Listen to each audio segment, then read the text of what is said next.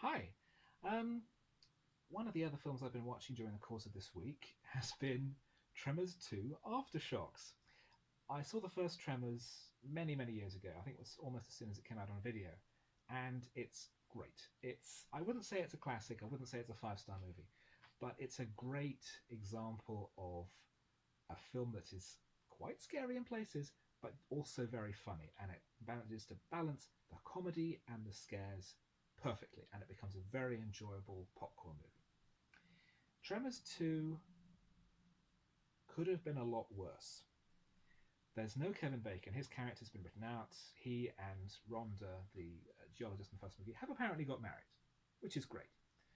And it's left to Earl, played by Fred Ward, who is now, having apparently squandered all the money he made from discovering the graboids, um, is now working on an ostrich farm, trying to breed ostriches. But it turns out that graboids have surfaced in Mexico, and an oil company offers him a bounty of $50,000 per graboid to hunt down as many as he can. So he gets roped in by a cab driver who sees him as a great hero. They bring in Burt Gummer, the survivalist character played by Michael Gross in the first movie.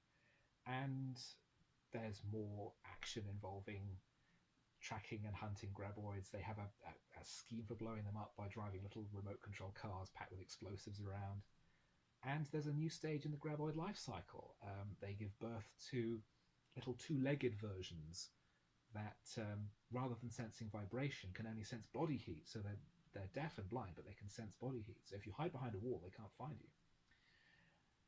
It's not as funny as the first one. It's directed by one of the writers, I believe. At least one of the writers in the first movie, maybe both of them, wrote this. So it's from the same creative team, sort of, but it doesn't have Ron Underwood directing, who directed the first film.